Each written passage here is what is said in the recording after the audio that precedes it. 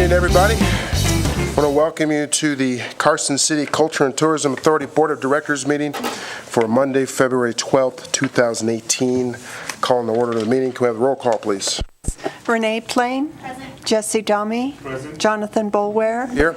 Karen Abound. Here. Sandra Nagel's absent. We have a quorum. Thank you. Can we all please stand for the Pledge of Allegiance? Pledge allegiance to the flag of the United States of America and to the republic for which it stands, one nation, under God, indivisible, with liberty and justice for all. Thank you. All right, we will open up for public comment and discussion. Any public comment out there? Come on up.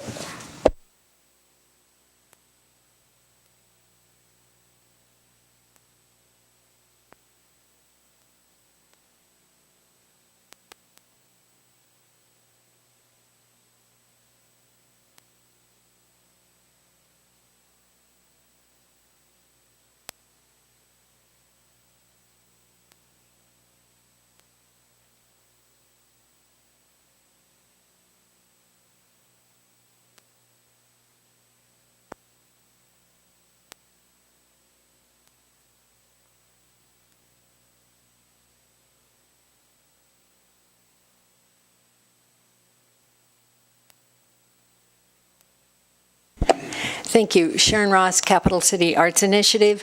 Tomorrow night, CCAI has another in our Nevada Neighbors series. Robin Hollibird, whose new book is Elvis, Marilyn, and the Space Aliens, Screen Icons in Nevada. And I hope you can join us. The new start time is 6 o'clock. It's over at the Brick. We have a renowned cookies reception before, so please join us. And in March, we have Mark Salinas doing a Nevada Neighbors Talk on March 14th, and we're going to change venue. We're going to be at the Union for that one. So do read your bookmarks, and I hope you can join us. The next show that's coming in here, there's a reception on Friday night, March 2nd, from 5 to 7, with art by Susan Church from east of Elko, and Stephen Reed from Dayton. So, any questions? Okay, thank you. Thank you. Do we have any other public comment before we move on to the next item? All right, seeing none, we'll go ahead and move on. Possible action, approval of minutes, January 19, 2018 CTA Board meeting. I move to approve the minutes of the January 19th, 2018 meeting as presented. Second. All in favor? Aye. Opposed? All right. Motion passes. Thank you. Possible action, adoption of agenda. Does anyone see any reason why we need to go out of order or change the order of the agenda? Nope. All right. Then we will move forward with the agenda as posted. Possible action to accept the adjusted CTA fiscal year budget report. So this budget report is for accounting period 6, which is December 2017. 50% of the fiscal year is lapsed. The room tax revenue is what we've received through December 31st, which would mostly be the November room tax payments. This budget, we're going to be working on the projected, because we have some things in today's meeting that will adjust this, and we're getting ready to do the augmentation for the budget. So the projected, I didn't change. We'll change it next month, and you'll see some changes on there. So for the revenue for this month, we're showing $1,224,082.53, which is at 57% of what we budgeted for the year.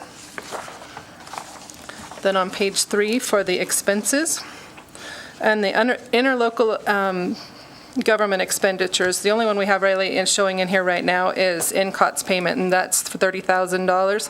That's for July through September. And then we have a $15,000 payment to the V&T Capital Project, or from the V&T Capital Project Fund. There's nothing showing in the projection of the budget because they're just using the carryover money from the previous year. And this was a match that we did with Story County for some track maintenance up on the V&T. So then moving down to salaries and benefits, we have $307,786, which is at 48.9%. This will get adjusted depending on how you guys make decisions today, and also to move the budget that we had for Joel's salary over to contracts. And then on page 4 of 5, up at the top for professional services, we have Epic Rides. First payment was made last month. I think we talked about it last month, but first of the 2 payments, so that's in there. That's why it's a little bit higher. We also have our contract employees at $62,774. These projections will get adjusted, as I stated, next month. But we're still right at 55% for the budgeted for the year. The property services, the office equipment and rental lease, it's at 76%. What that's happening there is we've had the new printer, and a lot of the invoices have just been crazy. Normally, what we did was we put the lease in the property services, and then any additional printing charges would go in printing and advertising under other services. So we'll clean that up when we do the budgeting as well, because right now they're all just getting lumped in there. So that one's at 58% right now, but that'll change a little bit. And then with other services, the insurance, it's up at $7,720. We've only budgeted $4,000. We've had some changes this year, and one of it is we paid it through for the full fiscal year. But additional, we have event coverage, so when Kyle or James or anybody goes out on an event, or if we want to put the Willies down at an event, a lot of people are asking for more insurance certs, so we have addition for that. And we also have additional insurance for the coverage of the Mind of Da Vinci art piece that's out front. But that's still 26% down there. Operating supplies, the only thing we've got it over the 50% is because we have the $30,000 for the Mind of Da Vinci piece, and we just didn't project anything for that year. But overall, the services and supplies total is $354,731, which is at 45% of the year. So we're just going to clean it up and do some rearranging after tonight's meeting and start to get ready for the budget augmentation. Do you guys have any questions on this part of it?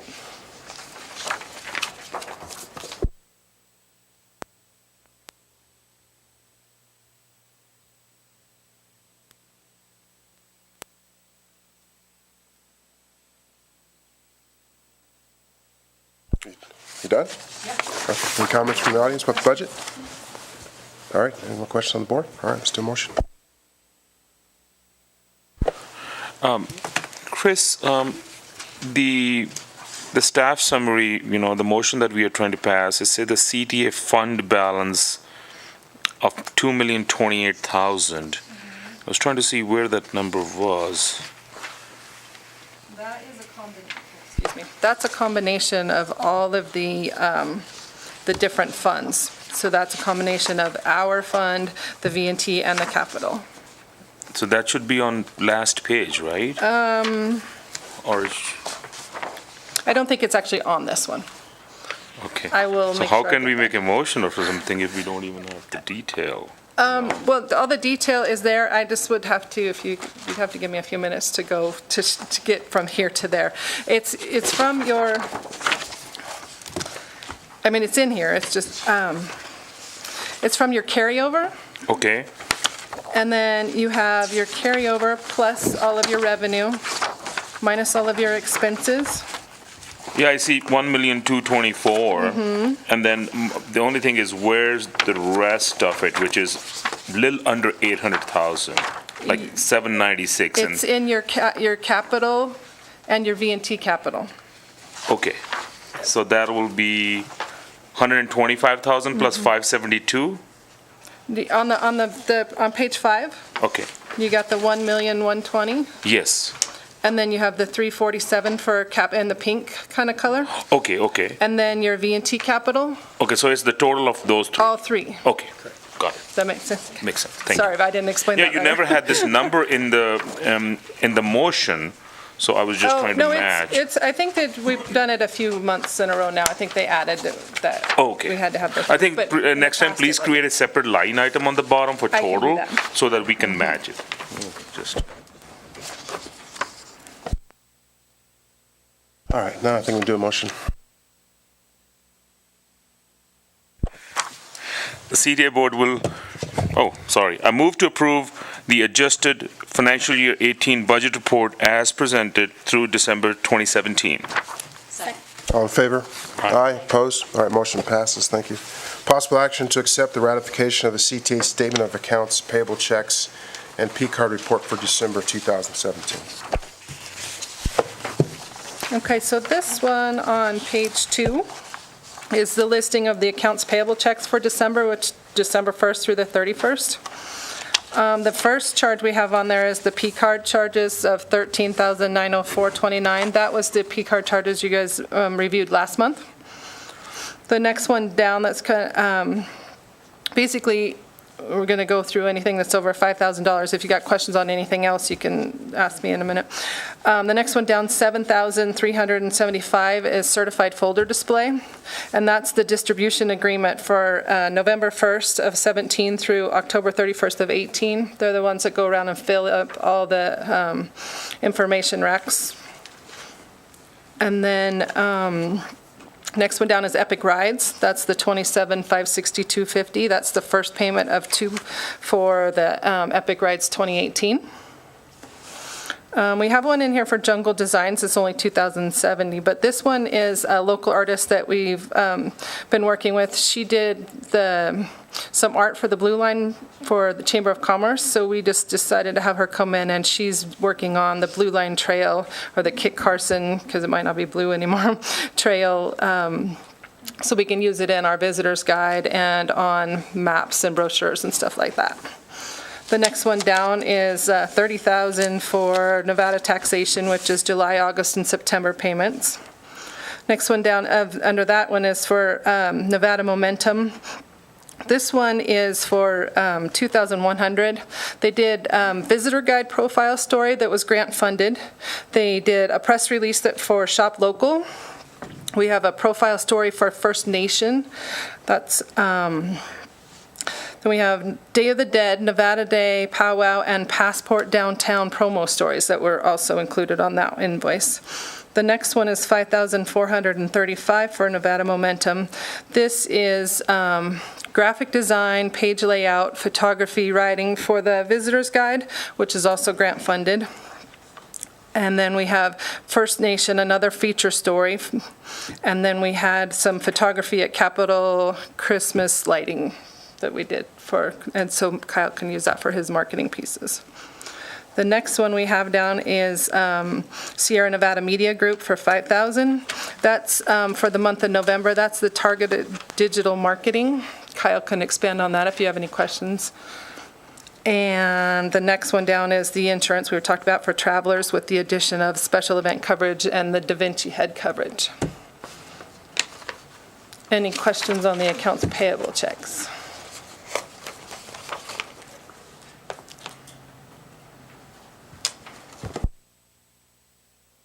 Chris, on the certified folder display, so these displays are at different businesses, I think more likely in motels, right?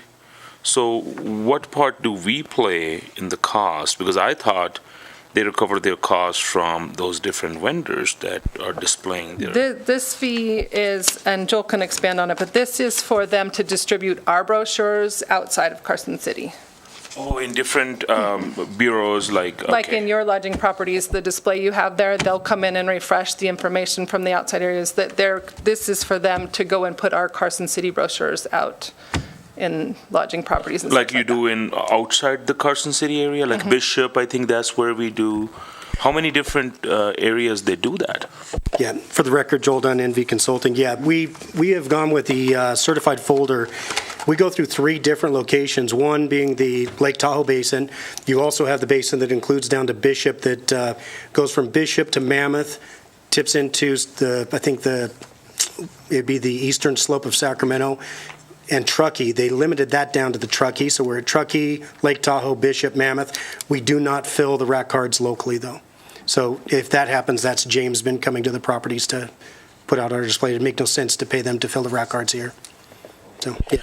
And the price has actually gone down a little bit. Originally, we were in contract with Certified Folder, and I think when I took over, they were at about $12,000, and we were able to narrow that scope because they were distributing them more than primarily just locally. So, and we're also in the Reno properties. But I have seen like our particular hotel, and I'm sure Jonathan probably, I have not seen other areas advertising here. It's more the certified display is local activities, like you have, the ski and the lake and Virginia City. But I've not particularly seen any outside, and I've not seen advertisement from Alco, and I think down the road, like our new visitors guide is beautiful. I would say we need to put those in different bureaus rather than, I think down the road, the certified folder display for Gen X is going to be something going away soon. So I think this $7,000 or whatever we are spending can be put to use somewhere else. Just something to think about.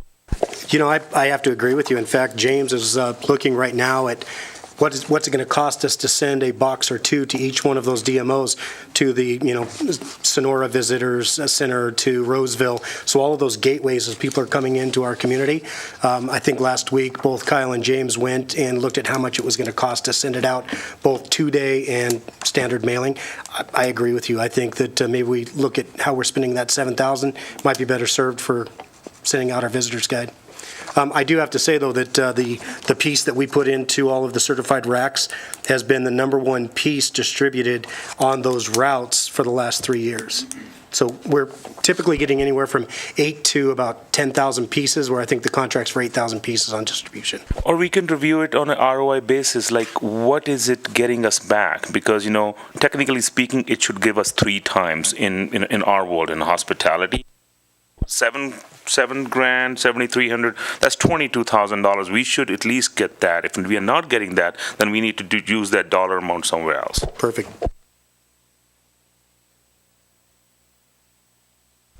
All right. Any other questions, comments? Any questions, comments from the audience about this?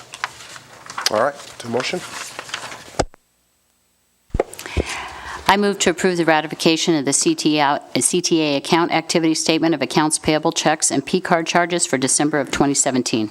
Second. All in favor? Aye. Opposed? All right, motion passes. Thank you. Possible action to approve the modification of the cooperative agreement between Carson City, the city, and consolidated municipality and political subdivision of the state of Nevada, and the Carson City Culture and Tourism Authority, the CTA, a county fair and recreation board created by the city pursuant to NRS 244A. So the CTA Arts and Culture Director position will be brought under the purview of the city of Carson City, and the 1% transient occupancy tax intended for this purpose to be administered by the city, fiscal impact of approximately $207,000 fiscal year 2018. I think what I want to do with this first is open up for public comment and then bring it back to the board for discussion. So if anyone out there would like to comment on this action item, please come forward. Actually, since you did it at the beginning and you're doing it at the end and it's agendized that way, it should really stay that way, just Okay. to be consistent with the open meeting law. That's why we Because have it here. you can't just, I can't pick and choose. Yeah. All right, I thought I'd try Sorry. something new, but I guess you were paying attention. All right, well then I guess I'll start off with comments on this. I think it was back in, I don't remember the exact meeting, sometime in 2016, Karen had leaned over to me and said, I think we want to look at raising room tax 1% to support arts and culture initiative. And at the time, I got to tell you, from all my years of operating experience, I don't think I appreciated that comment or that moment the way I do now. So that's when we really started the process of funding. I know there are a lot of good people in Carson City who have been working on arts and culture and how important it is for the community a long time before the funding. But that's what really kicked it off for us at the time, for the Carson City Visitors Bureau Board to really understand, because when you talk about raising room tax, obviously that's a big deal. And we have to go out and sell that, and for the hotel owners and managers that go through the process of working hard to supply the funding for the Visitors Bureau, we really had to, so that required us to understand, especially me, I'm speaking of myself, to understand the importance it meant to the city. So as we go through this process and we eventually get it approved, I got to tell you, going through the process of where we eventually selected Mark Salinas as our director, that was a wide, eye-opening experience for me. because like I said, I hadn't really appreciated the meaning of arts and culture to a community. We talk about it, I've talked about it in my lifetime, but really understanding what it means to people, what it can do for a community, for the local residents, and also for people visiting the community, and the importance of it really became evident as we went through this process. So when we hired Mark, when we brought him on board, what was it? I know you remember, Mark, the exact month, and was it October 2016. October 2016. I really started to appreciate what he was doing, how it was impacting our community, the projects that personally I would have never thought about, and what has meant so far, just this over the education, the little over a year education process, or actually well over a year now. And so our role, Kyle and some of the folks here at the CTA, has been really to support Mark and in everything he needs, because quite honestly, if Mark, and I said this to him, if he came to me and said, hey, these art projects are really important for the community, I'm not in a position with my knowledge level to say, no, I really think we should go in this direction. I really think we should do this, because that's not my background. But there are a lot of people, and I'm probably looking at the face in the audience, that can, and it is important to us. And so part of my education level has been, now that we've gotten it to this point, and it's been very successful, and as we continue with the exposure and how important it is to the city, one of the conversations Mark and I have been having is, what is it going to take to go to the next level? What is it going to take for it to be even a bigger part of Carson City? Because, and you guys can say differently, but I think as board members here, that's not our background. That's not something that we can really map out and say, okay, we're here. In order to take it to the next level, these are the things that we have to do. And that's where we have to rely upon folks like Mark that are in that business, know exactly what it is. And that's how this agenda item came to be. Because part of the conversation you talked about is being under the purview of the city. And what just that statement, what that does when he's out and about and he's talking about arts and culture to Carson City, being able to talk about that relationship on where he works, who he reports to, all that raises the level of our exposure. And we didn't go through everything we went through in 2016 to get this room tax passed to see it not soar. And so with that, those are my opening comments on this. I mean, we're at a position now where it's soaring, it can soar more. I feel that we have a responsibility to continue what we're doing to fund this, but we also have a responsibility to make sure we put something that we started a little over a year ago in the best possible position to be successful for Carson City residents, for visitors, whoever will enjoy the initiative. So it really doesn't matter to me where the funding comes from. If we can do it, we're going to do it, because that's how important it is. And so we're going to make a change, recommend actually make a change in the reporting structure, but the funding will remain in place. And we can get back to, not that we weren't doing it before, but what we do well. I mean, those are the next two agendas we're going to talk about, but what we do well and what we've done well as far as groups and visitors and marketing Carson City and social media, all the things that we've done. So now we just need to make sure we go about this the right way, that we put everything that we do in the best possible position to be successful. And that's what this is about. So those are my comments. Obviously, if you can tell by my comments, I support it. So if that's not obvious to everyone out there, but I open the floor to anybody else who'd like to comment on this. Thank you, Jonathan, and I think you said it very, very well. And the only thing I'd like to add to this is that, the city, I'm proud to say that the city recognizes the value of what Mark brings to the table, and so bringing him under the purview of the city helps elevate that awareness, as Jonathan said. And a bonus, as Iris can attest to, it streamlines the policies and procedures that we've been working on going forward. So it simplifies a lot of different things by going in this direction. And it does take our arts and cultural tourism to the next level. And I'm happy about that. Our surrounding regions, now we are it's under the purview as Reno runs their arts program, as Clark County runs their arts program, and I think that's very important. He needs to be in that competitive arena and that arena of his peers, and in terms of his recognition. So I'm thrilled about this.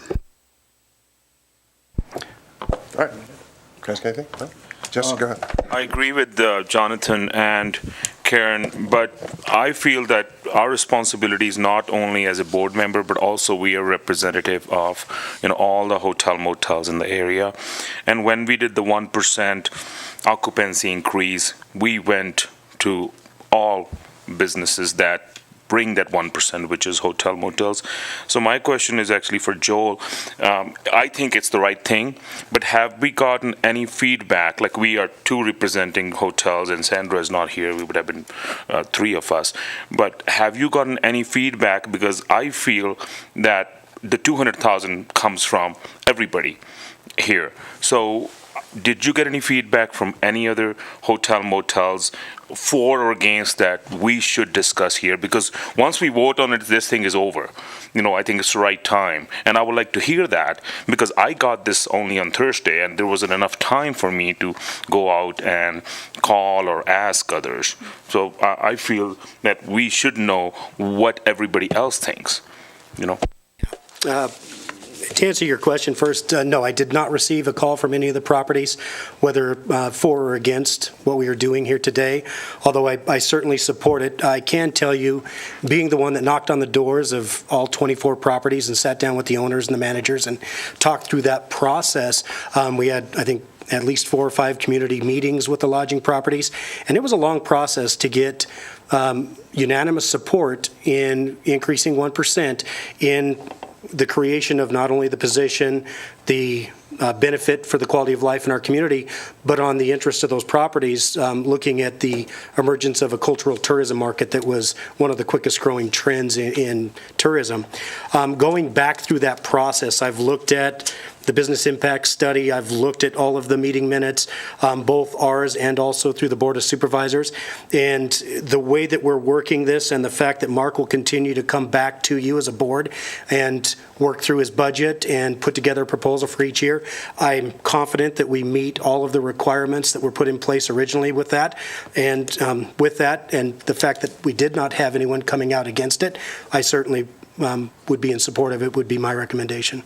Okay. Well, you said a key point, too, because one of the things that we'll work out is how often Mark will come back to our board and say, okay, here's the initiative, here's what I'm doing, here's what we're focused on, so that we understand that. And so if any of the, which I think you bring up a great point, any of the lodging properties come back and say, hey, what's this all about? What's the plan? We're going to be well educated as to what the plan is going forward.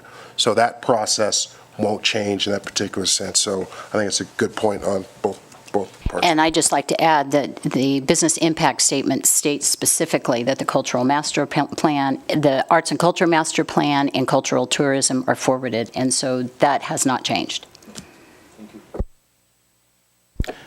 I don't know that I could say it any better than Jonathan and Karen, but I am happy that the CTA could be the catalyst in bringing this position to the city, and I think it is time for it to move under the city landscape, especially knowing that it's following larger markets. So I don't really have anything else to add, except I think it's a great move and the right one to make. So I'd like to add a few words. Thank you for your support in that.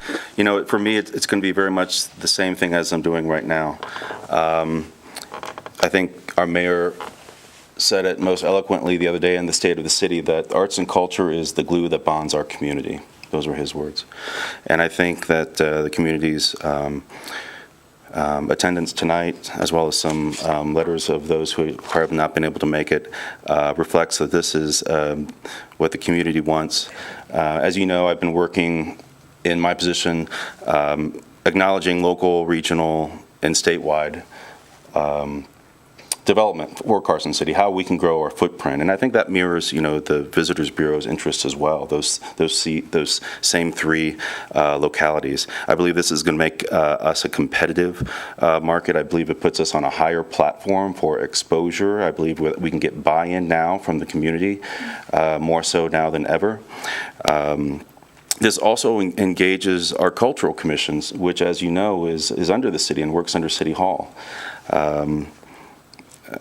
It gives me room to grow, and as you'll be able, as what I'll show you later on, when my presentation, what I've been working on, that Carson City the arts and culture for Carson City is definitely responding to our neighbors, our neighboring towns, our neighboring communities, northern Nevada, as well as southern Nevada. And I'm proud to have the support of this board in that change, and acknowledging the achievements that I've been able to make with our Cultural Commission while housed at the Visitors Bureau. And that ask to the city just to put me up to bat. So thank you. Appreciate the comments. Okay, now I'll open up for public comment. Anybody have anything to say to this? Not yet. It's Not you yet? have to wait till the end.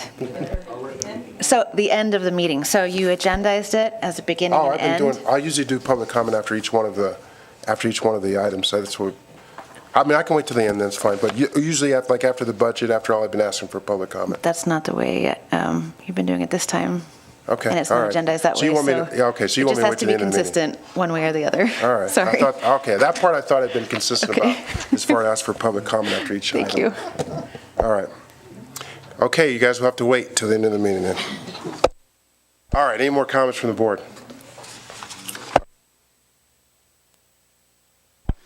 I move to approve the modification of the cooperative agreement between Carson City, the city, a consolidated municipality and political subdivision of the state of Nevada, and the Carson City Culture and Tourism Authority, the CTA, a county fair and recreation board created by the city pursuant to NRS 244A. So the CTA Arts and Culture Director position will be brought under the purview of Carson City, and the 1% transient occupancy tax will be administered by the city. All in favor? Aye. Opposed? All right, motion passes. Thank you. I know. And it's possible action to approve the reclassification of the CTA marketing assistant position to an events manager, an additional annual cost of $12,520, salary $9,672, and benefits of $2,848. So I'm just going to read the staff summary, and then Joel's going to expand. So as a result of funding restraints in 2013, the CTA eliminated the position responsible for programming, recruiting, organizing, implementing, and evaluating special events, conferences, sports tournaments, and activities that promote tourism. The 2017 transient occupancy tax, as reported in the CTA audit, totaled $1,976,367. This reflects an increase of 56.4%, $709,635. Over that of the 2013 transient occupancy collected $1,257,732. The current annual compensation for salary benefits for the CTA marketing assistant is $58,479.80, of which $37,128 is for salary, $21,351 is for benefits. The proposed beginning compensation for salary and benefits for the CTA event manager will be $71,000, salary at $46,800 and benefits at $24,200, with a reclassification date of 2/16/18. The current fiscal 18 impact is about $4,703.19, of which $3,571.20 is for salary and $1,131.99 for benefits. And Joel's going to expand on what this is about. Great. So, thank you, Ian. So one of in the scope of work for the contract with NV Consulting and working as project manager, you've asked me to put together a strategic plan and also a transition plan. And within that, this is step one. Although we're already working on the strategic plan, one of the things that I needed to identify was, through my time as the executive director, what was I doing within, whether it be the skill set or the duties of the executive director with me in the position, that would not be passed on to your next executive director.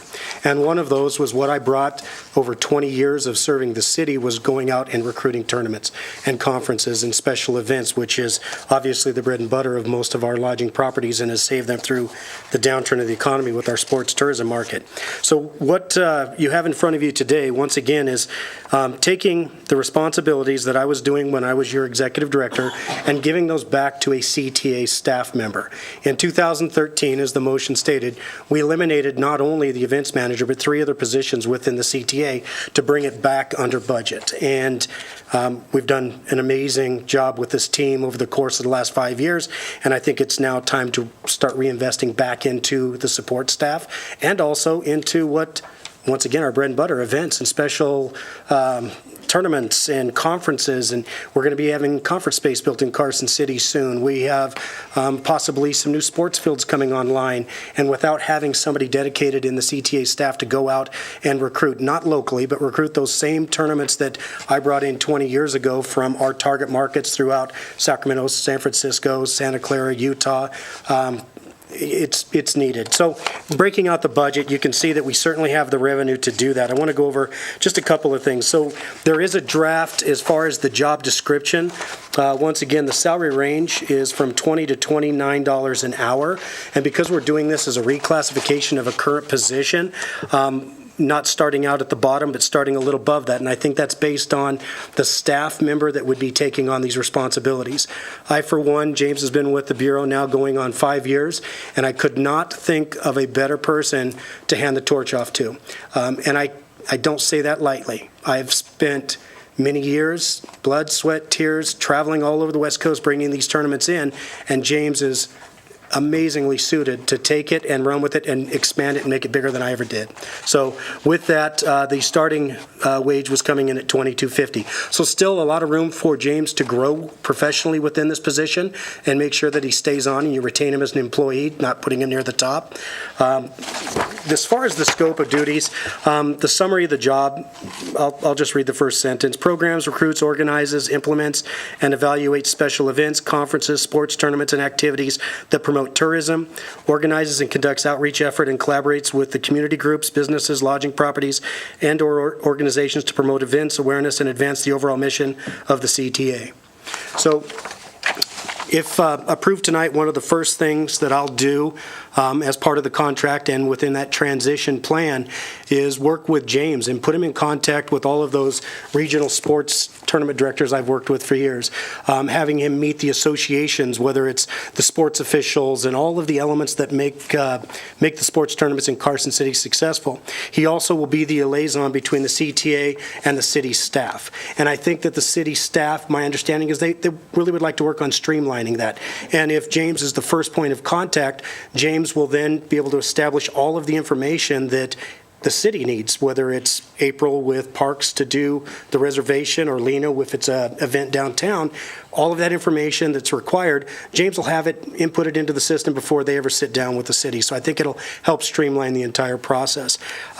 Moving forward, we will also look at some of the conferences. We did research 3 years ago in the hopes that we were going to get some conference space. I had worked with Maya McKinsey with the Adams Hub, and there are several conferences that really fit that niche that wouldn't put us in a direct competition with the Reno market, more in line with that of, say, Elko. And that's about the size of the conference space I think we'll be looking at in the future in Carson. So with that, I certainly will entertain. I'm kind of going over, once again, outside of just looking at what we've brought in the past. Obviously, we have an additional $700,000 we've brought in revenue over the course of this 5-year campaign. But looking at where we're currently at in our fiscal year 18 room revenues, we're tracking at 29.7% above where we budgeted for fiscal year 18. I did a very conservative approach between, say, December of 2017 and June 30th of 2018, only going 5% over what we brought in 16. We're looking at roughly $430,000 additional dollars that we didn't budget coming in transient occupancy tax. Of that, about little over 50% of that comes back to the CTA for their operations. So we're looking at the potential of having, on a really conservative approach, an additional $230,000. I'm very comfortable that not only with what we've brought in over the course of the last 5 years, moving forward, we'll have no problem sustaining this position. So with that, I can certainly entertain any questions. Joel, my only question is, I like the idea, events manager, we are competing against Reno, Tahoe, and I'm pretty sure, Reno has a big convention market, they have huge casinos with a lot of convention space.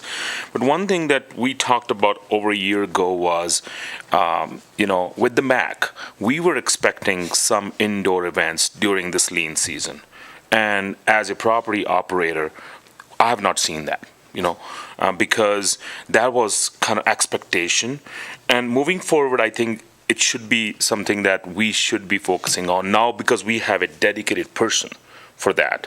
And, we have, our kick-in starts, we have one event, indoor swimming in January. We'll have one event in February. The only thing kicks off is Comstock. Until April, third weekend of April, we do not have anything. And I think if we start now, we can do something from November 18 to that April 19 period, since we have somebody who is going to be simply doing that. I know we're going to make a motion on this, but we never talked about it because we talked about a year ago, okay, MAC is here, we're going to have more events. But I haven't seen much unless, you can tell me that, which brought us business, heads and beds, So I have to agree with you, with the exception that over the course of the last 2 years, we did bring in the State Youth Wrestling Championship. It's the only Heads and Beds event that we've had to speak of that made a significant impact. And this weekend it's happening in Winnemucca. Yeah. And, last year, I think there was just under 1,000 athletes that came in, youth athletes. One of the things that we needed to address, although the intent was certainly to start filling it when the MAC was open, the interlocal agreement that we had with Carson City, the MAC was not included as one of those facilities. In order to get the wrestling tournament in under the same agreement where we cover all direct costs associated with the event, we did have to come to an agreement outside of the interlocal agreement with City Manager Nick Morano. It was supported. We brought it in. As you know, you've gone through and approved a new draft last year, approved the new interlocal agreement that includes the use of the MAC as part of the scope of work. And James and I sat down last week and talked about the use of the MAC, also for those not sport-related events, from everything from robotics to the Lego conventions, anything that you can possibly bring in within that shoulder season. Knowing one of the challenges is James will sit down with the staff of Carson City Parks and Recreation, looking at the scheduling. The programmatic use of that facility is its heaviest also in the shoulder season where we're trying to bring in events. But I'm confident that with Scott Chapman with the city and James Salanoa, they'll be able to figure that out and pencil in 1 or 2 events a month. Yeah. But definitely the MAC is part of the scope. I also agree that having someone dedicated will make a big difference too, because unless I'm stating this wrong, we haven't had a dedicated. It's been like a collaborative effort, which is fine, but having someone that's what their main focus is, I think will be a huge difference.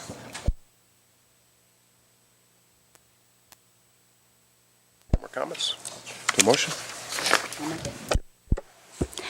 I move to approve the reclassification of the current Carson City Culture and Tourism Authority's marketing assistant to that of an events manager for the CTA to start with an employment package of $71,000.20, salary $46,800, and benefits $24,200.20. All in favor? Aye. Any noes? All right, motion passes. Thank you. Possible action to approve the addition of a new CTA office assistant at a cost commencing at $46,776 annually, salary $28,080, and benefits $18,687. That's for this year remaining.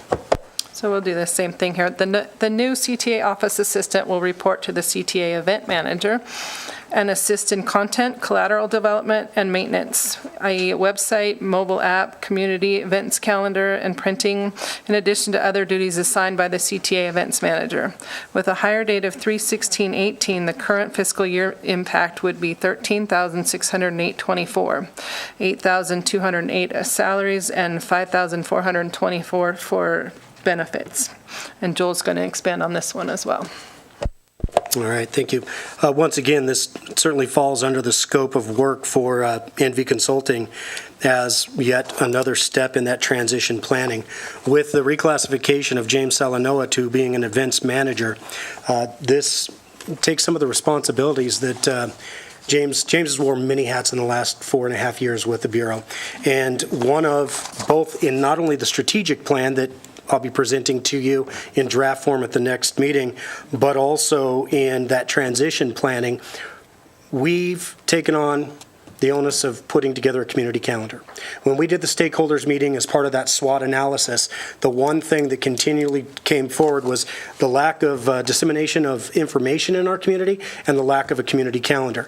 And we will have the dedicated staff within the CTA not only to take on responsibilities that James is currently doing with content management with our website, but all of that definitely ties right into the community calendar. So with this, it falls within obviously what we talked about with all of the revenue that's coming in.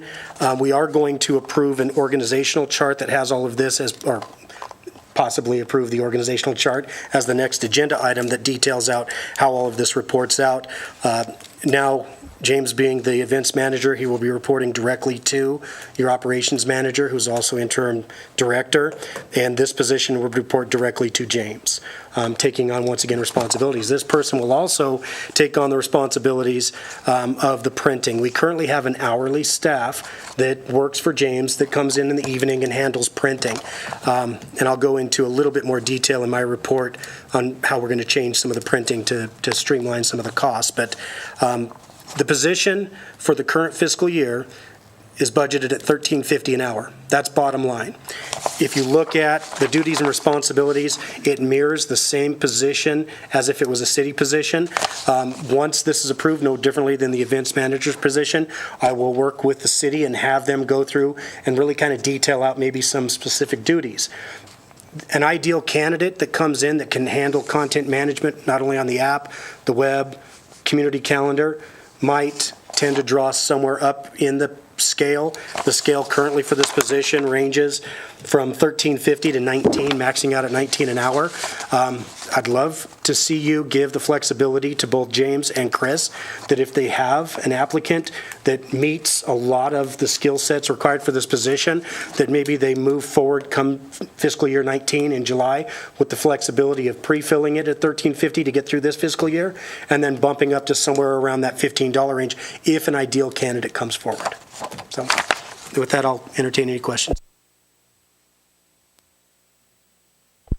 Joel, so this is a new position that we are expecting to fulfill, right? That's correct. This position, based on not only the duties but also the salary range, will fall under FSLA rules, so they will be eligible for overtime. With that, this position would just be a 40-an-hour week position. Would more than likely wouldn't be doing anything like James is currently doing with special events. James will handle all of that outside of the Bureau. And you still think 316, like within a month, is that enough time to fulfill that position? Yeah, in fact, I'm a little concerned with an entry-level position with only the minimum requirements being a high school diploma or a GED. If we open this up for a minimum of 5 days, 7 days, 5 working days, I'm anticipating probably having a couple of hundred applicants. And with that, we'll do some pre-qualifying questions. I'll work with James. James will work with the city in putting together, a scope of work and some pre-qualifying questions to identify if somebody that's applying has worked on a website, has worked on content management, maybe has worked on a community calendar, so that we can scale that back from probably a few hundred applicants to hopefully just 20 or 30 of the best qualified for James and Chris to go through and decide who they'll interview. In the job description, I noticed that you do not require any Visitors Bureau experience for this position. Would that be a good idea if you get a candidate with that experience? Would that be helpful? Yeah, in fact, I think what we would do, based on the scope of work is consistent with pay and that of an office assistant throughout not only the city but parity-wise within the region. I think we can do it as a pre-qualifying question so that if somebody has experience not only with the website but, say, a tourism website, they certainly would float to the top. So I'll put that in the pre-qualifying questions. Joel, how will this position be noticed such that, are you going to go to the, UNR? Are you going to post it in various locations like that? Because it seems like it's perfect for someone, either completing their studies or whatever to get involved in Tourism Authority. Yeah, great question. So I did ask the Carson City recruiting manager looking at those avenues, and that's exactly where they're looking. So this is an entry-level position. This is typically one that whether they're coming into the CTA and they stay within that position and do what James did within 4 years, kind of create a career path, the likelihood is this is a position that will come and go. They'll advance somewhere either within the city or within the Bureau. The likelihood is there'll be no positions for several years outside of the scope of what we'll talk about in the organizational chart that will work with the operations manager. But yeah, it's entry level. College students coming out, somebody getting into hospitality, someone that's looking at website development so they get the backside content with the website. It'd be perfect for one of them. So yeah.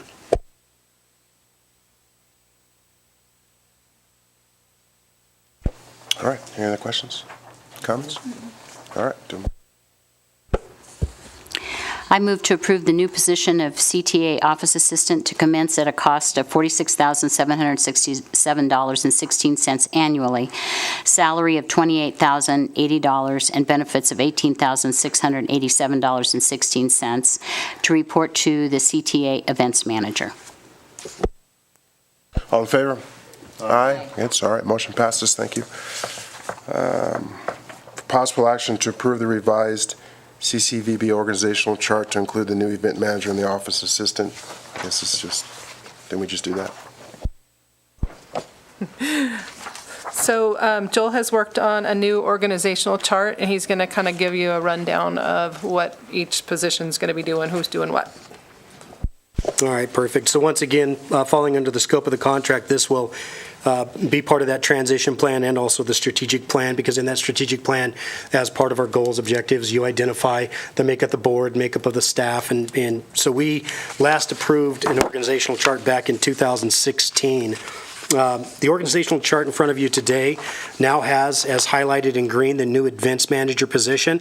And although you don't put names on an organizational chart, I'm going to put names on this one for you so that we have it as part of record. So the executive director is a vacant position. This is a position that I held up until October 12th of last year.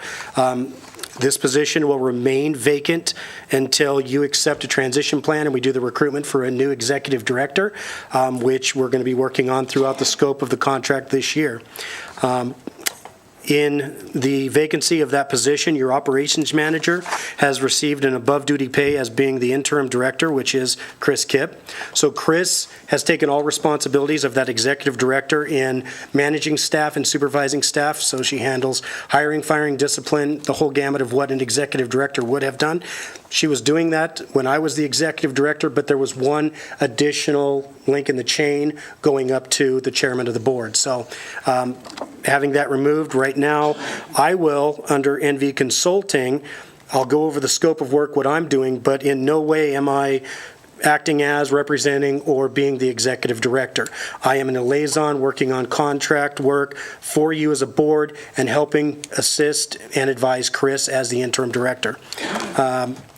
Below that, you've got on the left side, you've got your marketing manager, and that is Kyle Horvath. Underneath, you've got an administrative assistant. That's a 3/4 time position that Linda McCauley, who has been the longest, I got a typo on that one we'll have to fix, but the longest staff member, I think, Linda, how many years now have you moved through? 18 years with the Bureau. And Linda's position falls underneath that of our marketing manager, because one of Linda's primary responsibilities is certainly dealing with the visitors that come into our Bureau, and certainly falls within the scope of marketing.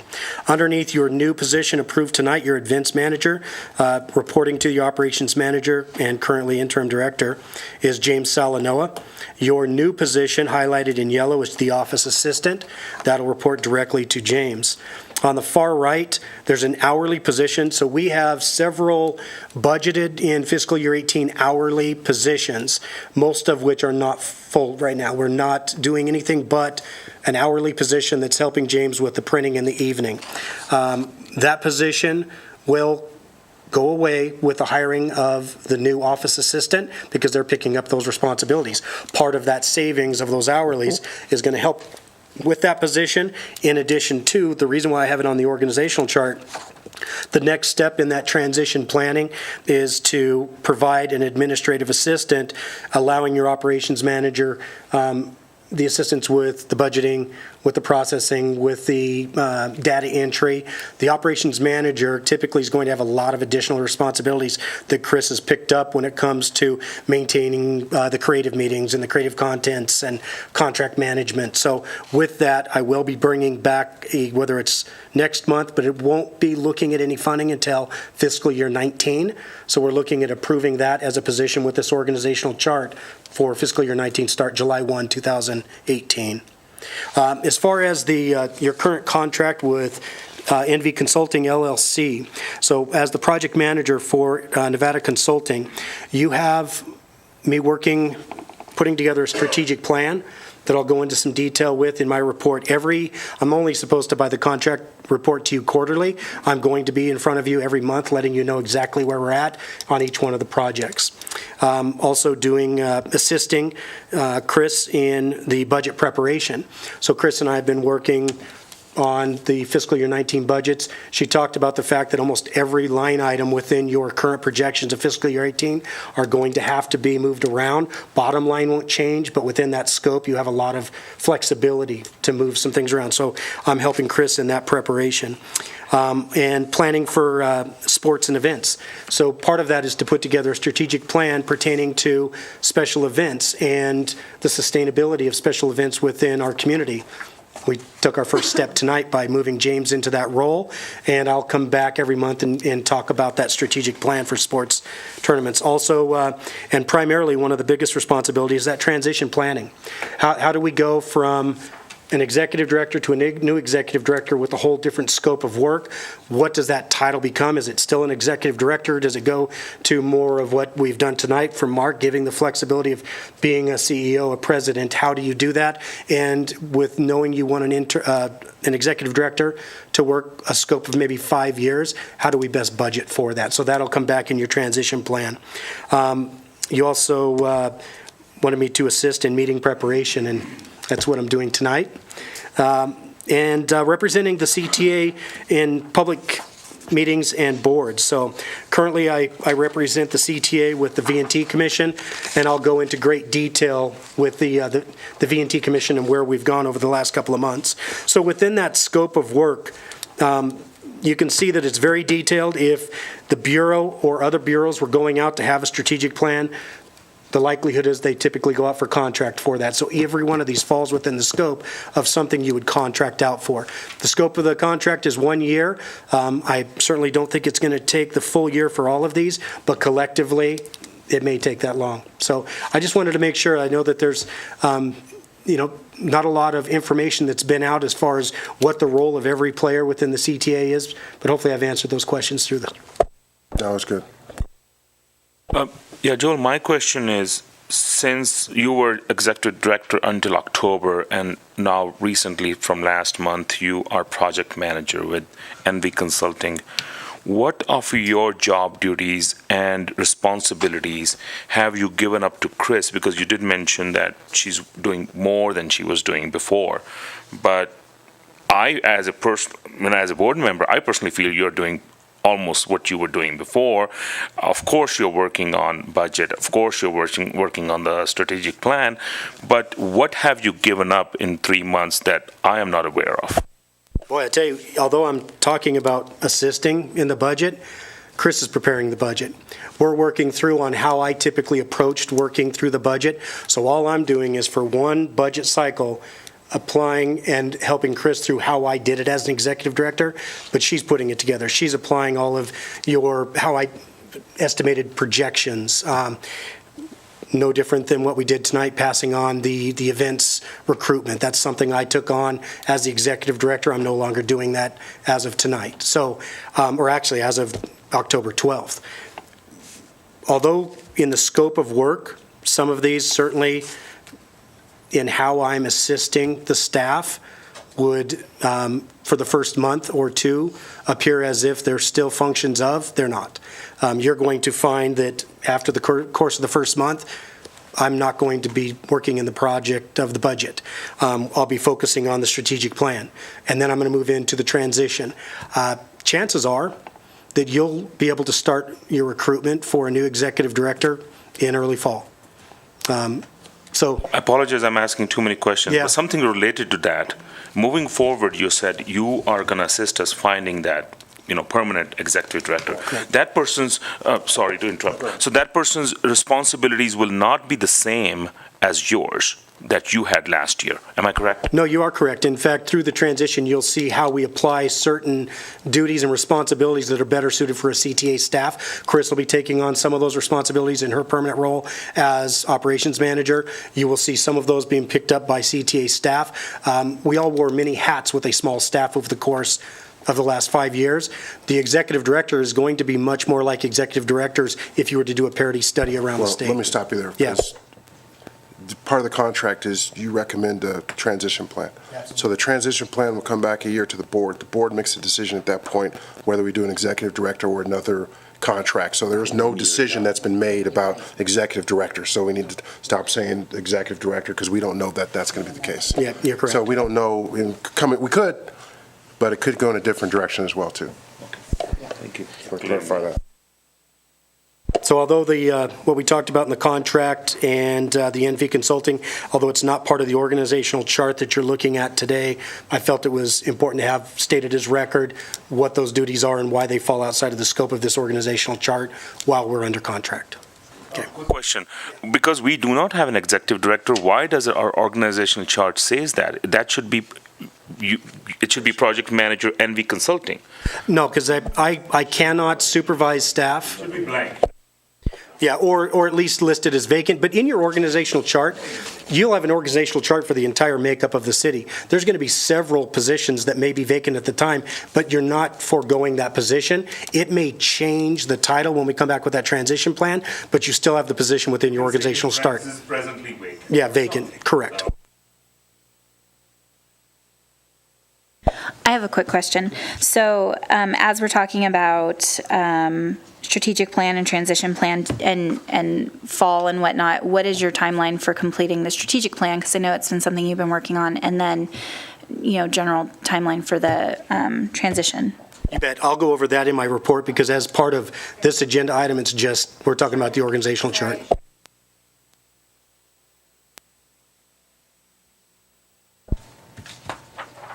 Are you ready for that? Ready? I move to approve the revised Carson City Culture and Tourism Authority organizational chart. All in favor? Aye. Opposed? All right, motion passes. Thank you. For discussion only, internal audit of the visitor's guide. Kyle.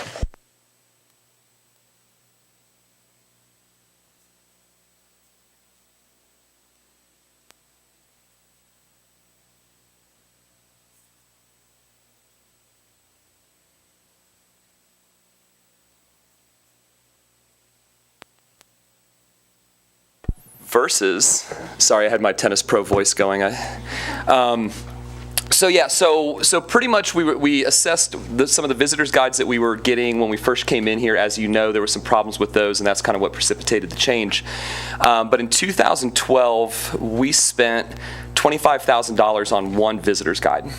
Okay, so that was what we spent in 2012, and there was a grant proposal put out in 2013 for a total of $40,000. So that was a match grant. So it would have been $20,000 would have been our contribution, and the grant was asking for another $20,000. That was for a singular annual visitor's guide. Now, with the group that we had gone with in the past, for that price, we got 20,000 copies for the year to give out. And in that, it was more of a listicle guide.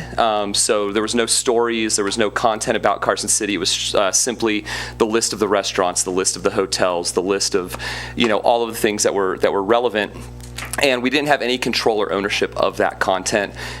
Really, there was no reason to. It was listicle. And then, of course, we found 48 spelling and info errors that were simply things that were copied over from the year before that weren't up to date. So that's kind of what precipitated going with the new visitor's guide. And so through a couple of the reportings, you guys have heard some of the contributions that Nevada Momentum has made. So I want to clarify how much of that budget towards the content creation of Nevada Momentum actually went towards visitors guides.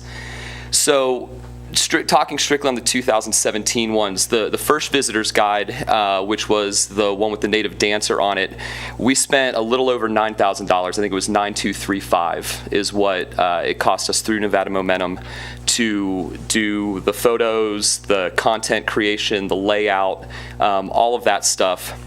It was a partnership that we did with Sierra Nevada Media Group and Nevada Appeal, and what they did is they sold ads in the guide, and they would print the guides for free, no cost to us, if we provided all of the content.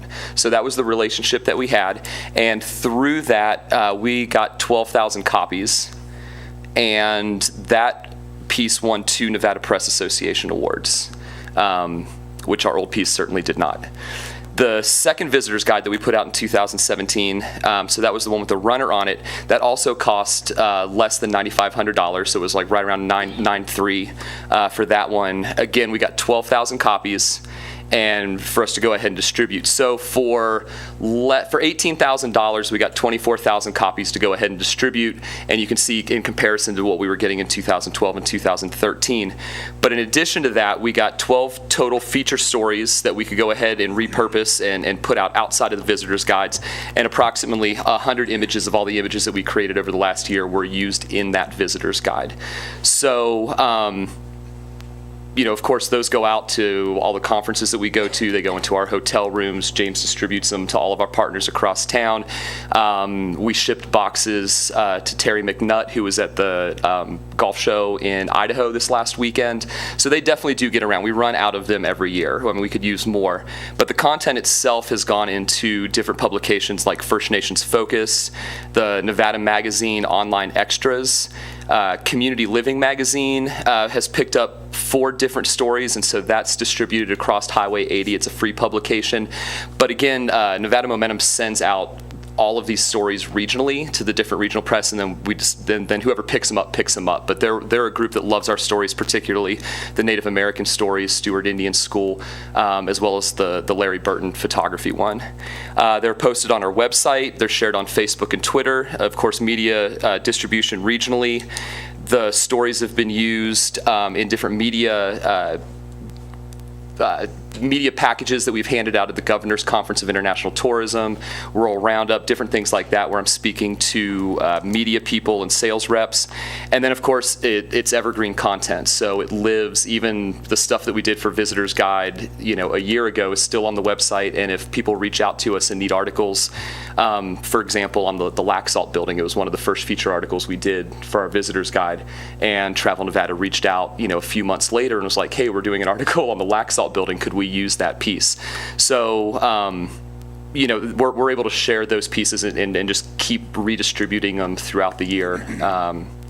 So that's kind of a breakdown. From our impression, it's been that much more, a lot more impactful doing it this way. Not only has it saved money, it's kind of a wash on the amount of copies that we get. So it's about the same, but we do control the content. The content is significantly better than just a listicle. And we're able to own it and reuse it. So is there any questions?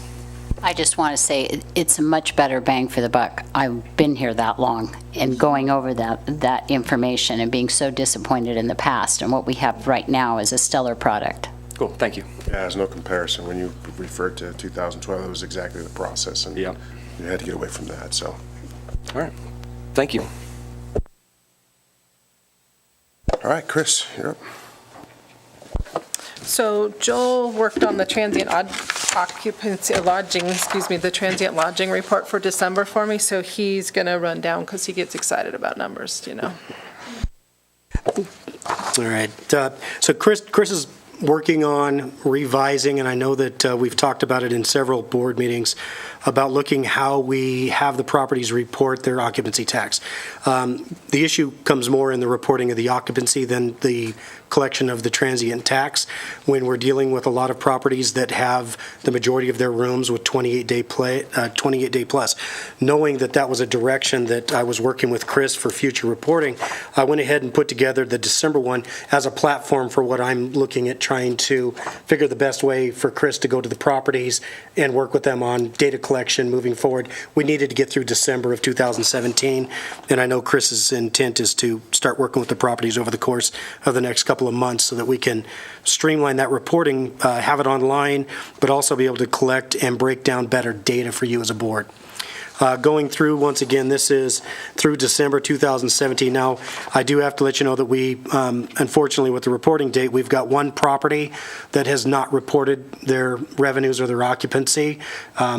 They were going to try to get it to us by today. They did not. So with that, not only will I be going through just what was collected, but also the economic impact for calendar year fiscal calendar year 17 isn't finalized either. So currently, as of 2017, just for December, room tax collection was just over 1.3 million, up 6.52 from 2016 at 1.2 million. Compared to 2015, coming in at 1,144,293.66. The average daily rate we break out for the top 5 properties. Top 5 properties had an actually dropped from 2016 to 2017 at $90.33. So once again, this is just for December reporting. The top 13, and this is again where we need to change how we're reporting it to you. The top 13, once again, also includes the top 5 properties. So we are going to break that out. I'm breaking it out in the economic impact reports for you guys moving forward so that your future executive director will provide that same information in that pattern. I haven't determined that yet. Yeah. So, once again, you can see that there was an increase in the top 13 properties, up $9.94. Although the biggest increase over the year was your top 5 coming in at just above $106 ADR for the calendar year 17. And I'll have those numbers for you in a report next month for fiscal and calendar year ending 17. Going down for room revenue, calendar year, you were at $21,806,393.54. So although one property's still out, that number will go up slightly, but not much because it is a smaller property that hasn't reported. That's up 26.69% from 2016. That's an increase of almost $4.6 million over last year's room revenues. In your fiscal year, current July to June, $12,484,239. Same time period for, let me back up. I did this a little bit different for you. Fiscal year 18. So in fiscal year 18, for the same time period, we were at $12,484,239.55. So I wanted to see how we were tracking compared to last year, fiscal year 17, same time period. We're tracking at 28.5% above that, an increase of almost $2.8 million. Going down to room revenue. Calendar year comparison between 16 and 15, so you can see those comparisons. You can look at, obviously, LCB years when you're talking about your odd years versus even years. Continuing now just to the right of that, you've got your trailing 12. Trailing 12 is going to be the same number as your calendar year, being that we're going back to December, coming in currently at $21,806,393. And you can see how that compares to trailing 12, 2016, same time frame, and 15. Going back over to the left on room revenue, you do your comparison between 17 and 15. Once again, the reason why we do this is you're comparing two legislative years. So you can see what those increases are. Typically, what we've seen is anywhere roughly between a 5 to 6% increase just based on legislature. As we know, this last year we didn't see quite that much, but we did see significant increases because of the number of people coming to town. So just a good drawing of comparison between the two LCB years, 15 and 17. In 17, we're up 35.63%.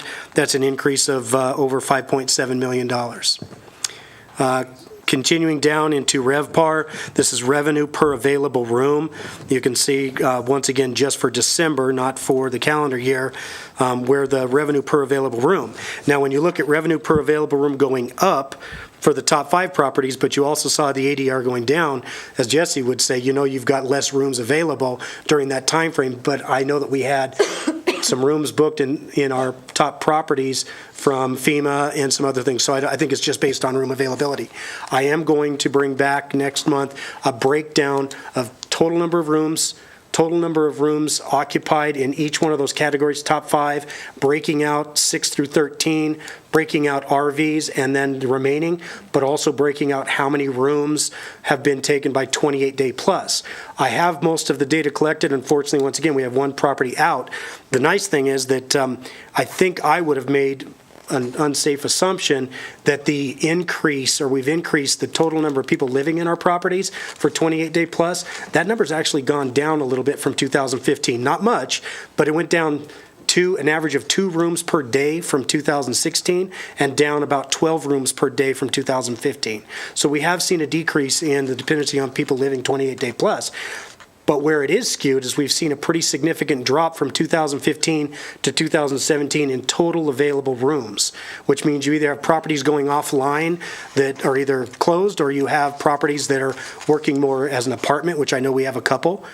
But Joel, also, the major change we did a year ago is on the back page of your monthly reporting, we are deducting the 28-day rentals from the total available rooms, and we were not doing that before. So right there, your total available rooms go down from the start, and your occupancies doesn't move that much because you deducted on the bottom 2 on total rooms rented. You deducted but I think the total available rooms are not going to be the same because the way we ask properties to report has changed. Yeah, absolutely. In fact, when I went through the data, and Chris is right, when I'm working with numbers, I found myself spending a little over 20 hours this weekend trying to break out how I think you want to have the reporting done in the future coming to you. And when you look at the differences, not only that, now that we're having on the back of that transient occupancy report, we have properties that may have 7 straight months without having a single room rented to a visitor, but they have most of their rooms filled with 28-day plus. And then in 1 month, they'll report that they had 7 rooms occupied by visitors, but they'll put their rooms available at 352. And you know what that does to the data for the rest of the month when you have that type of discrepancy, every 4th or 5th month. So we're going to clean up that reporting for you. Okay. So continuing down on the back side, then again, once again, you look into your occupancy. Occupancy was up in the top 5 properties, going from 55.3% in 16 to 62.7. Top 13 includes those. Top 5 properties saw an increase, actually a decrease, went from 52.9% to 52. So once again, you see the balance between revenues and reporting of occupancy. And we've got to be able to clean up and get a better reporting system. I've already reached out to RSCVA, a couple other communities to see how they're breaking it out and how they're doing their reporting so that we can break it. And that's it. I can tell you that we won't have final numbers on this until your next meeting. I will bring back the final December 17 report in addition to a final calendar year 17 at the next board meeting, and I'm sure I won't be doing as much work on it, and Chris will be reporting that for you. All right, NV Consulting on contract update. All right. So once again, although the requirement was for me to come quarterly to you, I want to make sure that I come in every month and kind of tell you where we're working. So although I've only been back now short time, 3 weeks, and starting to get back in line with the strategic plan we talked about, working in the scope of work. I'm going to go over each one of them, although I haven't necessarily been able to spend a whole lot of time on a couple. Spent quite a bit of time on a few. So going down You've got, the first one is the CTA strategic plan.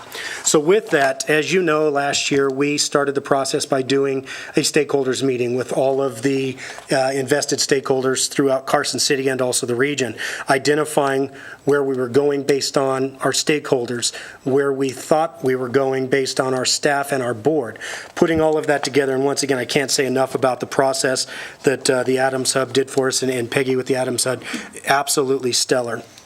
Now, the strategic plan, simplifying it down, when I bring it back to you in draft form next month, it's where are we now, how did we get here, where are we going, and how will we get there, and how will we measure our progress. So right now, we've identified the key elements that are already included. So once again, if you look at the draft of what we have for the strategic plan, I've got the content put together for the mission, the vision, our values. Who are we? We being the CTA. What's the makeup of the CTA board, and how you're derived from NRS statute, how it goes through the Board of Supervisors for appointment, what the representation is on the board. Going down to the funding. Where's the funding coming in, and how is that funding distributed? Breakdown of the transient occupancy tax, the budget, define the plan. We've already done the SWOT analysis, the goals and objectives, and the action plan. Some of the key topics that came up in that SWOT analysis that's part of the plan is the community outreach, what are the emerging trends in tourism, asset development management. That was a new one. DMOs don't typically worry about asset development or management within the communities that they reside. They market the communities where they reside. We're at a point now with our room revenue. You as a board invested last year $80,000 into trail development. Over the course of the last couple of years, we started showcasing the asset of trails, and you made the decision that you would help fund that through Muscle Powered. That's exactly what I'm talking about when we come back, and we'll show a 5-year plan for that asset development and management. One of the concerns was the dissemination of information, and we're already addressing that internally, kind of part of that transition, but also then part of the strategic plan moving forward, and then empowering our partners. So I will have the draft design back for submittal to you at your meeting on 3/12 of the strategic plan. At that time, what I'll also have included, I'm currently working with your marketing manager and identifying all of those key performance indicators. The draft that I have all the standards. A strategic plan for a visitors bureau is going to say, where are we going to be with our room tax revenues, year 1 versus year 5, RevPAR, all of it. You need to break that down a little bit more. We do a lot more than a typical DMO. Most DMOs just contract for their marketing. We have an internal marketing manager. I'm going to work with Kyle and identify what are those key performance measures that he feels that he needs to be held accountable for 5 years. Where are we going to go with our social media platforms? Where are we going to go with our website engagement? Where are we going to go with our mobile app engagement? And we'll break down every portion of that, and that's going to come back to you also. In addition to that, you're going to have that with James. James and I will sit down through this process and identify, okay, where are you going to set your goals for future events, in conferences, in sports events, in non-sported related events, and we'll put together some KPIs for that also. Once again, all of that's going to come back to you at your next meeting on the 12th of March. The next report is for the asset assistant budgeting. Once again, I'm working with Chris. Chris has already put together a pretty good direction for the augmentation and also that the projections, and just working through once again so that Chris knows moving forward whether she applies to be your next executive director or she works directly with your next executive director. Okay. We haven't determined that yet. So on the record. But we're going to officially come up with a plan of how you typically set your projections. I know that I've had it in my head for 5 years and we've nailed it, and we're going to continue to do that, but I need to make sure I put that on paper so that moving forward you go in that direction. So I will continue through that process once again just for this budget cycle and just for the preparation of fiscal year 19, and that's it. That's in the scope of work. An executive director would be doing much more than that. I'm not. I'm only going with those two.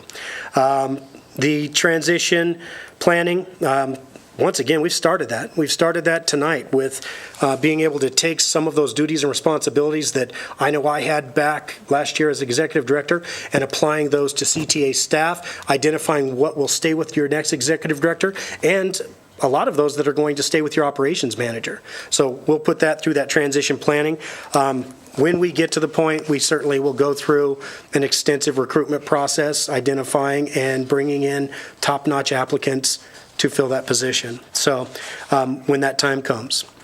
Your strategic plan for sports tournaments. So that's more of almost an addendum to what we're doing with the strategic plan, but it's going to be a plan of action that James is going to put forth, and he's going to, next month, start coming to you and reporting with me so that he then takes ownership of that and he runs with it, and then I'll be hands-off.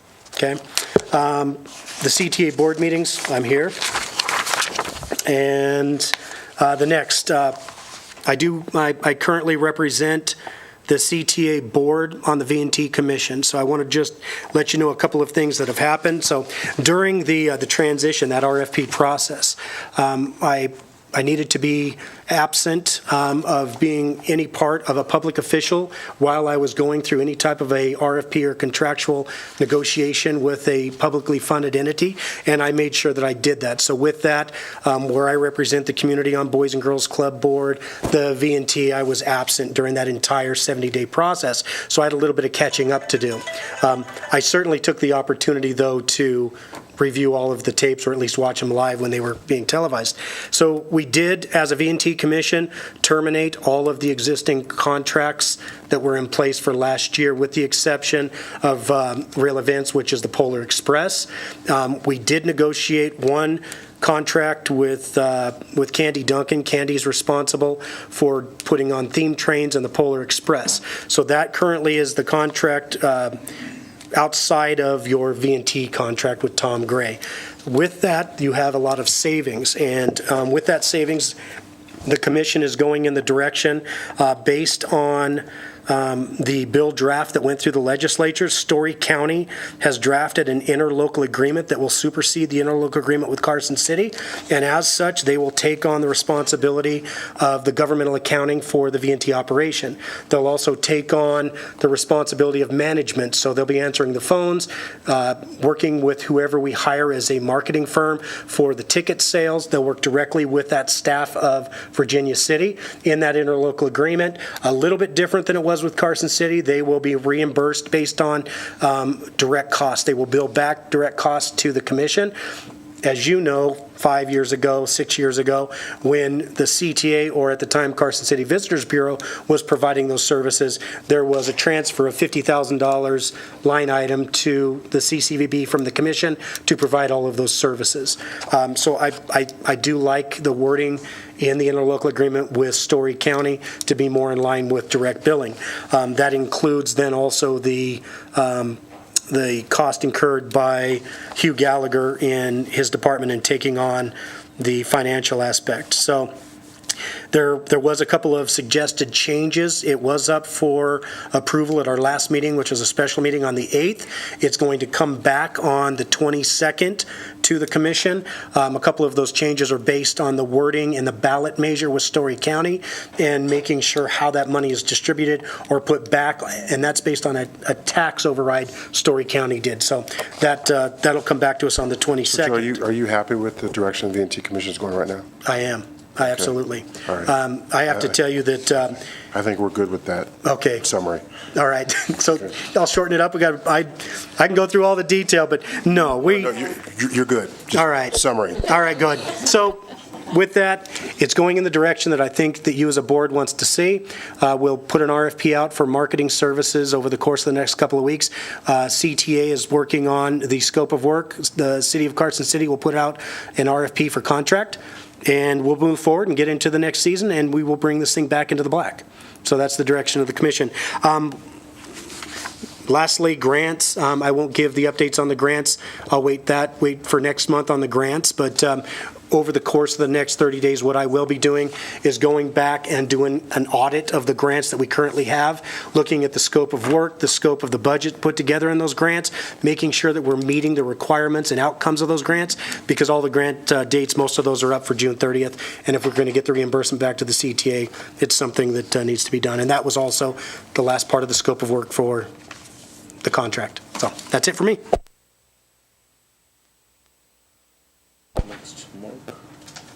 Mark. Joel, are you still plugged in? Oh, you know what? I can't pass it on yet. Sorry, Mark. I'm going to run through just so the 20 hours I worked this weekend, I started putting together the economic impact report. And once again, my economic impact reports look like this, which is just a bunch of numbers, and I don't think that serves our public. So this is a draft. We still have some properties coming in. I'm going to run through it as fast as I can go through because the numbers are going to change, so don't pay attention to the numbers. Look at the structure. So the first part, we go over the lodging revenue, and the lodging revenue for calendar year 2017 is going to be really close to $21,813,000. I'm going to next month break down the final numbers, how it breaks down with your top 5 properties, your top 6 to 13 RV parks, and your remaining properties. The next portion is your room nights. So now this is without 28-day.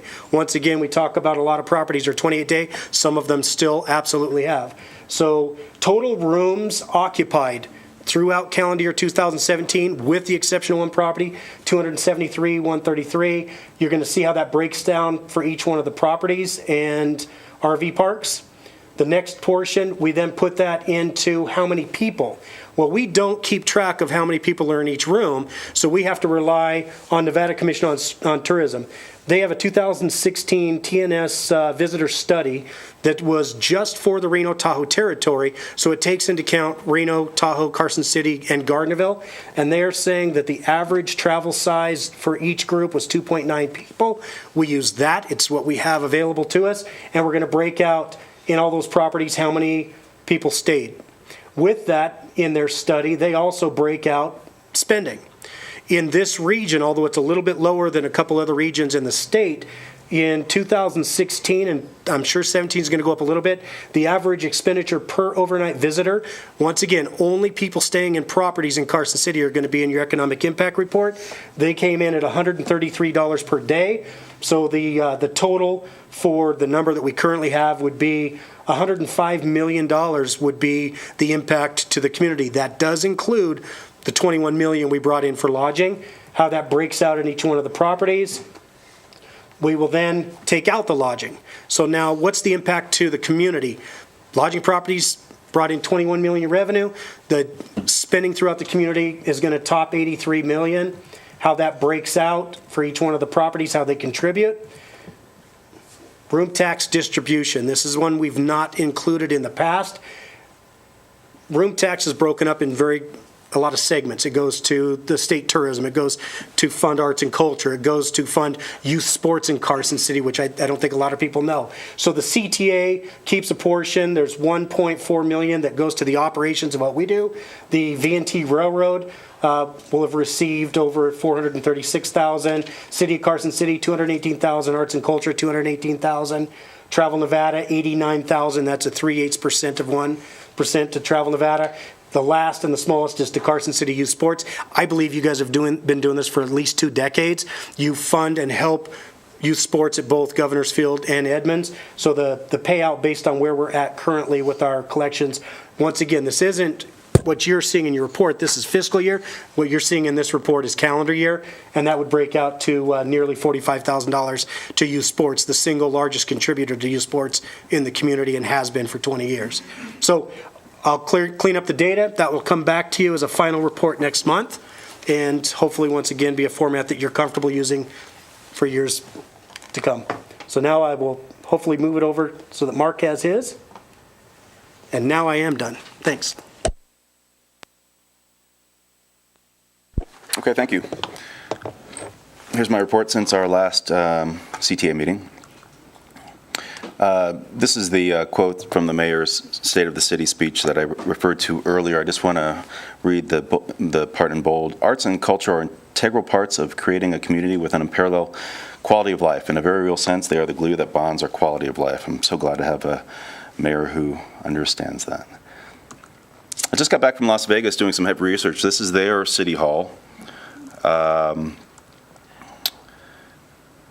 On the left is their version of Winnemucca that you see here at our Capitol, and on the right, some recycled art. So their city hall is very arts friendly, and it shows the diversity of both sides of creativity. I also met with my counterpart, Allie Hayes Hamblin from the city of Las Vegas.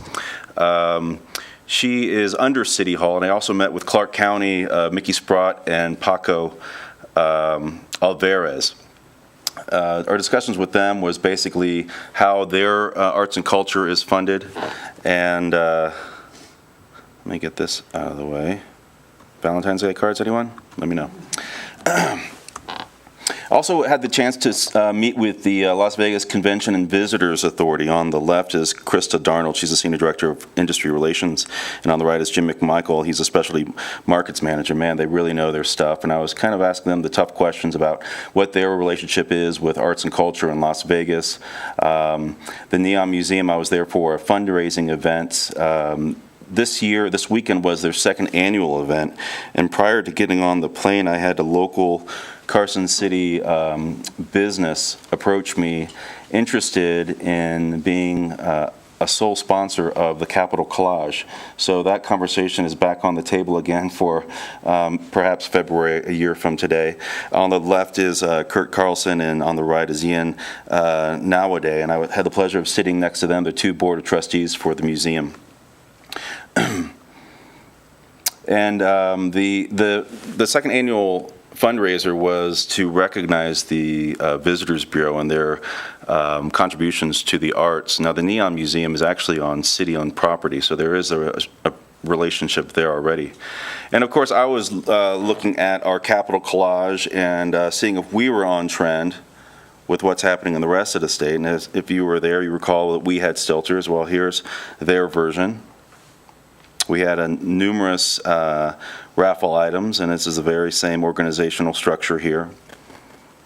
On the right, you'll see an artwork donated by Las Vegas artist Eric Vizzola, and of course, he designed our wristbands, as well as contributed a piece of artwork that's now part of the city's. They had a live painter as well. That's Jerry Misko, my friend there, and he actually had his piece sold there for $3,000. And all this goes towards the funding to get this Gibson guitar. Here's just the top portion of it. I think in whole it's about 30 feet tall. They just brought this about eight foot version of it to get it rewired. It's owned by Yesco and donated to the museum. I like to say that, we operate locally, regionally, and on a state level, if not federally, because we have to recognize that we're part of a larger ecosystem. If you don't believe that, let Michelle Quinn tell you about it, because she is one of the handful of people spearheading the Nevada Museum of Art in Reno's satellite museum in the Symphony Park in Las Vegas. So if you don't believe Northern and Southern Nevada are going to be connected soon, you're wrong. And Michelle's a great, in fact, she was here recently as a guest for Capital City Arts Initiative, speaking to that. I also had a chance to meet with Nevada Humanities. This is Bobby Ann Howell. And in the background, you'll see these are some artworks by Jack Malott, who was featured in our GBNA show that we had at the Visitors Bureau. And speaking with her, I learned that she's the next fellowship artist at the Nevada Arts Council, which is upstairs currently at the Visitors Bureau. She is going to be her specialty is in creating these hand-cut, she calls them snowflakes. The piece on the left here is about 4 foot in diameter. And my goal here is to get her to do some workshops. So we're going to do some piggybacking on the state, on our state arts agencies back.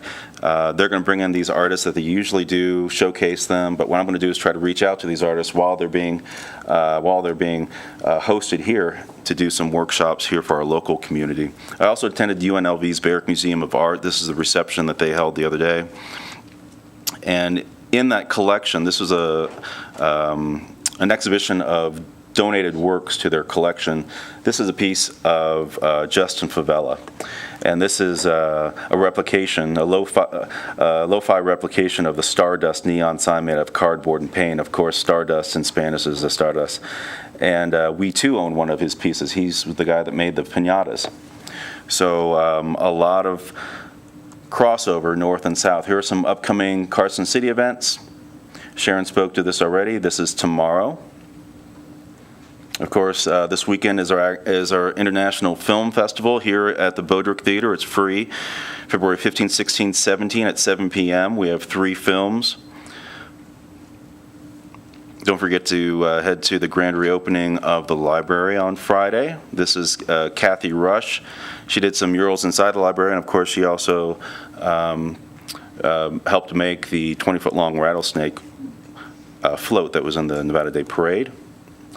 If you've attended our Cultural Commission meetings, you'll see people there on state levels attending. Myron Friedman, my old employer in St. Louis back in the day, is very, very eager to bridge that municipal and state agency in creating a Chinese New Year celebration for the first time. And so this is going to be a parade that starts at the museum and ends at the Children's Museum. That's going to be this weekend. And then, of course, the Western Nevada College, they have a beautiful gallery there, and this is Nevada Arts Council, Honest Horses, exhibition of 21 photographs that have been hand-painted, and that opens on the 19th. And this is what I've been working on. On May 3rd through June 5th will be True Grit, and this is a listing of some of the organizations that are going to be providing 30 days of community programming. The NAA Big Read Grant is a federal grant that I applied for. We are the only recipient this year. Last year, the Nevada one was 8 years ago, and this is an effort to push the boundaries of reader engagement. So my 2 main partners on this is the City Library and the State Museum here in Carson City.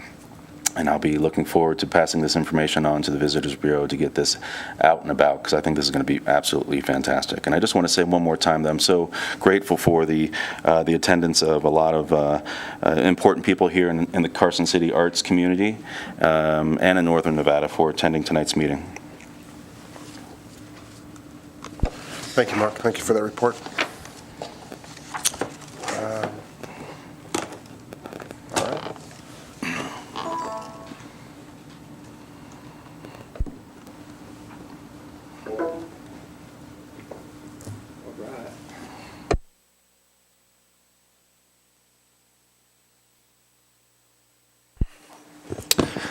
All right, so Kyle Horvath, Marketing Manager for the Culture and Tourism Authority. January is usually a pretty slow month for us, but definitely by no means did we not have any accomplishments this month. There's a lot of good stuff to report. So I'll go ahead, and this is the slide for the Visitor's Guide breakdown. Does anybody have any questions on that, again, now that we have a visual? All right, so let's move on. Like Mark said, the International Film Festival is this weekend. I've been working pretty hands-on with Linda Belgray and our intern, Hishe Cardoza. So pretty much we've been managing the Facebook event for Linda, putting content up there pertaining to the films. We did do a promotion, which I'll go into the results a little bit later when we talk about social media for the Facebook event. There was a translated poster. The Tara designed the poster content contributed by Latino cohort, and we went ahead and did a paid boost for that as well to the Spanish-speaking community. And then, of course, Hishe has been amazing as an intern, and we hope to bring her back on other projects. I leave this Thursday for 24 Hours in Old Pueblo. This is an Epic Rides event in Tucson, Arizona. That is a 19-year event. It brings in 1,900 riders and about 4,000 attendees, so we have a booth down there to promote. As you guys remember from the Epic Rides breakdown, Arizona was actually a pretty big draw for the Carson Off-Road. So since this event is one of the longest running Epic Rides events, we thought it was key to be down there in our market, go ahead and promoting that. It's sold out in 7.2 seconds, or 7.2 minutes, hours. 7.2 hours. Okay, I must be thinking Burning Man or something like that. But this is an extremely popular event and one of the only 24-hour races left in the country. So we'll be down there with our standard issue of stuff to promote out. And I want to add that your attendance is grant funded through Nevada Commission on Tourism. Yes, thank you for contributing that. Our website this last month, we had 8,000 unique visitors in January. This compared to last year, January, is significantly higher. Like I said, January is usually a pretty dry month, but because we're doing some targeted advertising outside of the area, it's on par for what we were reporting last year for our average visitors to the website. Over 10,000 page views. The most popular ones this month was the homepage, things to do, our dining page, the trekker profile for the King Canyon waterfall, our newly designed biking page, and the arts page. So those were our top visited pages in January. And we updated the performing arts page this month, as well as put our new visitors guide up on issue, and it's accessible through our homepage now. We are working through the restructuring and having an assistant working on the calendar. We're going to be working on putting the calendar on a sub URL from Visit Carson City to try to free up some computing space, because the calendar is so complex it drags our website down. And then also I would like the new person to have access to the calendar, but not everything on the website. So a couple different benefits for putting that as a sub URL under Visit Carson City. Social media, about standard average month for social media on Facebook, still get about 10,000 impressions, but we did take out 2 ads, like I said, for the film festival. So $20 ad boosting the event as a whole throughout Carson, Reno, and a 50-mile radius around that. 2.3 thousand impressions, 79 actions, so that's a 3.4% engagement rate. As you know, a 1% engagement rate is what you shoot for. And then we boosted the Spanish translated poster to the Spanish-speaking community in that same market. 1.7 thousand impressions, 70 actions, so 4.1% engagement rate. I really feel like the attendance on particularly the showing of Cantinflas, the Spanish movie, is going to be particularly high. 44 new followers on Twitter last month. We usually average 1 new follower a day, so that's above what we normally do. And then on Instagram, we had over 12,000 impressions on our posts, and I'm going to attribute that to Cyclocross Nationals, because that's where we were mostly putting out our content on Instagram for this last month. Paid digital advertising, the first one's through Sierra Nevada Media Group. So again, we do the geo-fencing, we do keyword retargeting, and we do site retargeting. So this is a little bit more robust of a campaign than the Reach Local one. But you can see in January, well, I did comparison. So when I reported last month, I was reporting the December numbers. So you can see the difference between the results between January and December for arts and culture, for outdoors. You can see that we had a higher click-through rate in January for both of those. The 0.13% in December is about average, but the 0.2 anything is way above average. So the areas that we were targeting, the keywords, the sites, everything like that, we did show improvement. We were running a train ad through December. As you can see how many impressions that one got click-through at 0.14%, but we changed that about halfway through so that January it turned to dining, because there's no longer Polar Express going on and they're not running the VNT. So you could see in the first month of dining how many more impressions we got, click-throughs, and then of course the higher than average click-through rate. And we'll continue to push dining out until things change come about springtime. For the Reach Local, we were only doing 2 ads, and we were only doing the geo-fencing for those 2 ads. We did add an arts and culture element, so we do now have a 3rd ad set going out. So we'll get data on that next month.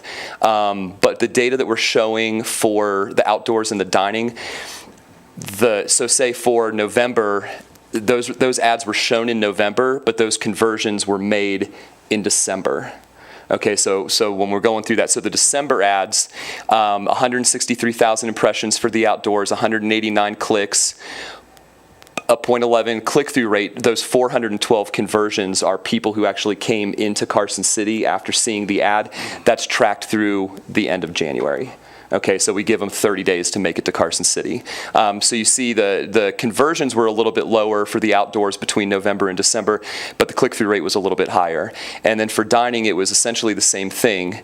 More impressions in December, more clicks, higher click-through rate, but less conversions.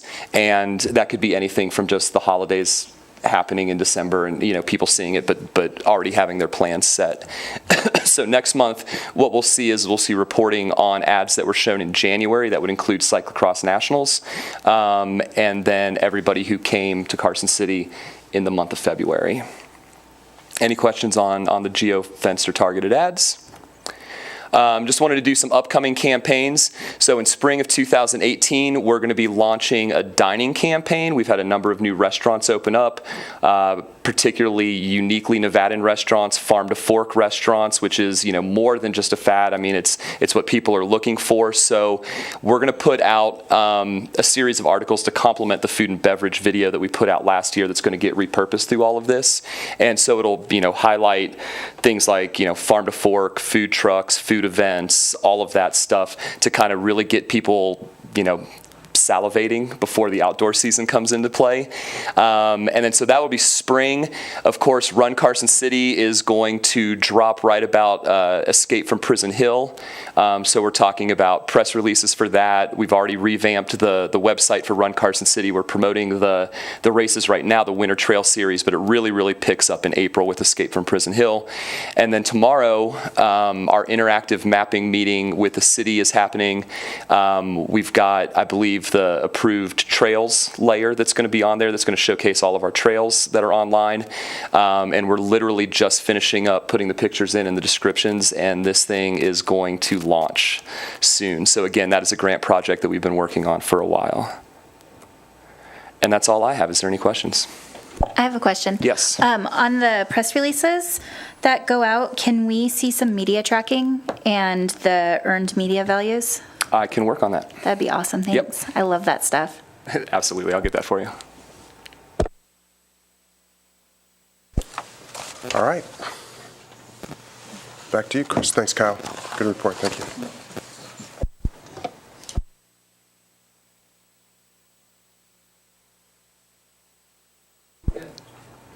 No, I'm good. Thank you.